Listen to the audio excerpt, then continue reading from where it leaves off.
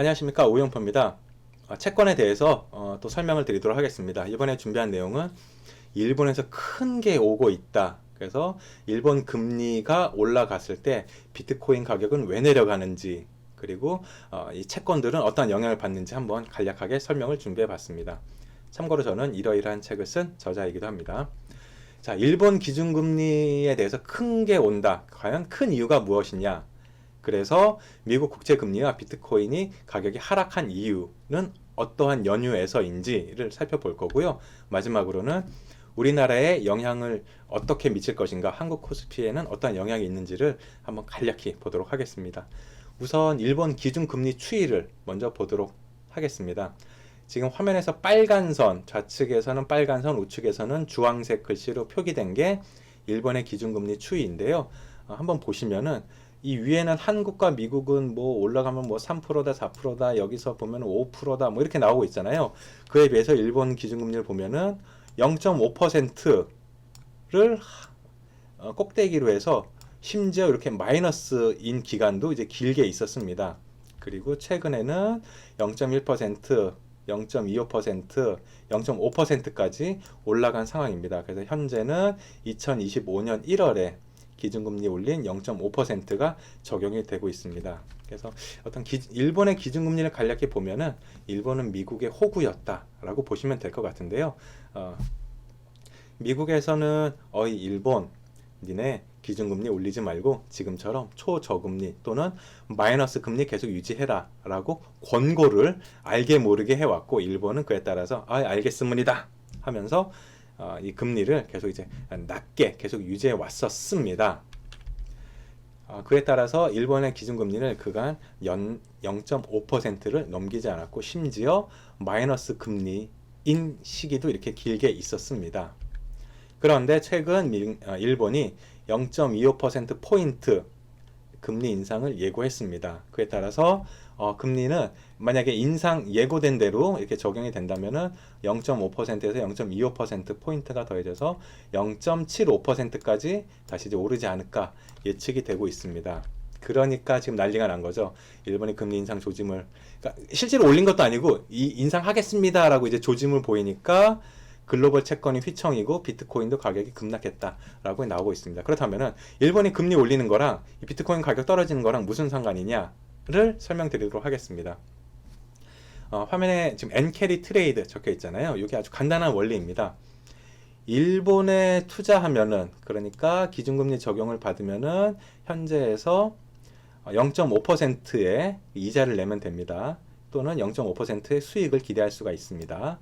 그런데 이 돈을 미국에 갖고 와서 투자하면은 기준금리만 놓고 봤을 때는 4%의 이익을 얻을 수가 있습니다. 자, 돈을 빌려오는 거는 0.5% 적용을 받고, 이익을 얻는 거는 4% 이익을 기대할 수가 있고, 그러니까 쉽게 얘기하면은 N캐리 트레이드, N을 가지고 와서 트레이드, 장사를 하게 되면은 이건 남는 장사가 되는 겁니다. 그냥 단순하게 미국 국채만 사도 이렇게 0.5%로 돈을 빌려서 4%로 돈을 얻으니까 이 차이만큼 이익을 얻게 되는 거죠. 그래서 제가 만약에 미국에 있는 스미스라고 가정을 해보겠습니다. 스미스가 일본에서 1550만 엔, 그러니까 미국 돈으로 10만 불을 이제 대출을 받습니다.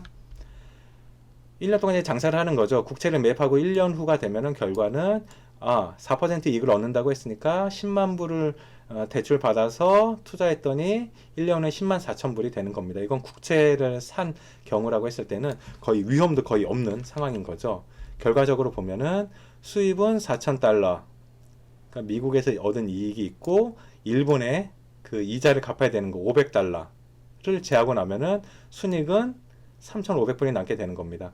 이건 위험 없이 그냥 그러니까 수수료나 어떤 그 환율에 대한 변동은 잠시 있고, 요것만 놓고 봤을 때는 그 앉은 자리에서 3,500불을 벌 수가 있구나. 1억에 한 400만 원, 500만 원 얻을 수 있다고 하면은 그 단위가 1억이 아니라 10억이 되고 100억이 되고 1000억이 되고 뭐 이렇게 하면은 훨씬 더 그 이익의 규모, 크기가 좀 달라지지 않겠습니까? 그래서 이렇게 사람들은 신나게 일본에도 돈을 빌려서 쫙 전 세계로 이제 돈을 이제 풀었었던 겁니다. 그래서 요것만 놓고 보면은 이 일본에서 돈을 빌려서 전 세계에 투자하는 거, 심지어 비트코인도 어떤 엔캐리 트레이드, 그러니까 일본에서 돈을 빌려서 장사하는 거에 대상이 됐었는데요. 이게 이제 바뀌게 되는 겁니다.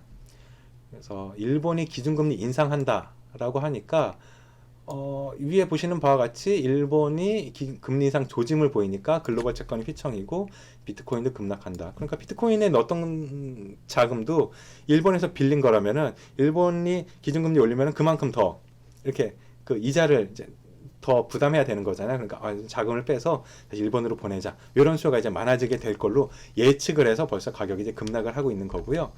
엔캐리 트레이드 투자 수요가 감소한다라고 하는 거는 결국에는 미국 국채 또는 자산 투자가 감소하는 것, 거기 더해서 기존의 투자 자금 역시 일본으로 복귀해야 된다라는 걸 의미하게 되는 겁니다. 그래서 조금 더 한 단계 나아가서 그렇다면 왜 일본은 금리를 올리려고 하는가를 한번 살펴보도록 하겠습니다. 최근에 사나이 총리, 그러니까 이분은 기존에 있던 아베 총리, 아베노믹스의 후계자라고 하잖아요. 결국 아베노믹스는 한 단어로 요약하면 유동성 공급입니다. 돈 무조건 풀어서 경기를 띄우자. 금리를 최대한 낮춰서 그 싸게 돈을 빌려서 사람들이 투자할 수 있게 만들자라고 하는 게 아베노믹스의 핵심입니다. 그래서 엔화를 무제한 공급하겠다. 이에 따라서 엔화가 약세를 계속 유지했었던 거죠. 아주 원리는 간단합니다. 돈이 이게 많이 풀리면은 그만큼 돈의 가치가 떨어지는 거잖아요. 그래서 엔화 약세는 자연스럽게 연결되는 거였는데요. 이게 이제 한계점에 조금씩 다다르기 시작한 겁니다. 자, 최근에 우리나라 보면은 원달러 환율이 1,500원이 되니만이, 그래서 1,500원이 되면 우리나라 IMF 다시 온다, 이런 식으로 굉장히 걱정이 많지 않습니까? 일본도 비슷합니다. 한국의 기준점이 1달러에 1,500원이듯이 일본도 보면은 1달러에 160엔, 요걸 넘으면 안 된다라고 하는 일종의 이 최후의 그 마지노선을 이렇게 생각하고 있습니다. 그에 따라서 최근에 환율 움직임을 보면은 이게 쭉쭉 올라가면서 요 선이 155엔이거든요. 여기서 더 올라가면은 이제 160엔 선 이제 넘게 되는 거니까 야, 이러면 안 된다. 그렇다면은 이 환율을 이렇게 좀 끌어내릴 수 있는 가장 간단하고 강력한 방법이 바로 기준금리 인상이잖아요. 그래서 기준금리를 인상하겠다라고 하는 게 어떤 이러한 배경을 갖고 있습니다. 결론적으로 보면은 엔화 약세를 대비한 어떤 방법이라고 볼 수가 있겠는데요. 여기까지는 어떤 경제적인 이유, 표면적인 이유입니다. 또 다른 숨겨진 이유가 있으니 바로 국제 정치 관계입니다. 트럼프, 시진핑, 이 미국과 중국, 요게 국제 관계 때문에 그런데요. 트럼프 대통령에게 보내는 메시지는 이겁니다. 요새 일본이 중국이랑 사이가 안 좋고 서로 싸우려고 하는데 왜 안 도와주냐? 트럼프 대통령 너 왜 중국 편 들어? 라고 하는 섭섭함이 좀 묻어 있기도 하고요. 또 중국에 대한 섭섭함은 야, 니네 중국 지금 한일령, 우리나라 지금 관광도 오지 못하게 하고 니네 히토류 가지고 지금 으름장 놓고 있고 니네 진짜 이럴 거야? 그럼 우리 진짜 기준금리 많이 올려서 중국조차도 어떤 그런 경제가 조금 더 어려워지게 만들겠다라고 하는 일종의 경고 메시지를 보내고 있는 겁니다. 그래서 일본이 얘기하고 싶은 거는 너희들이 갖고 있는 국채 가격, 그 자산 가격 이런 거 떨어져도 돼? 정말 괜찮겠어?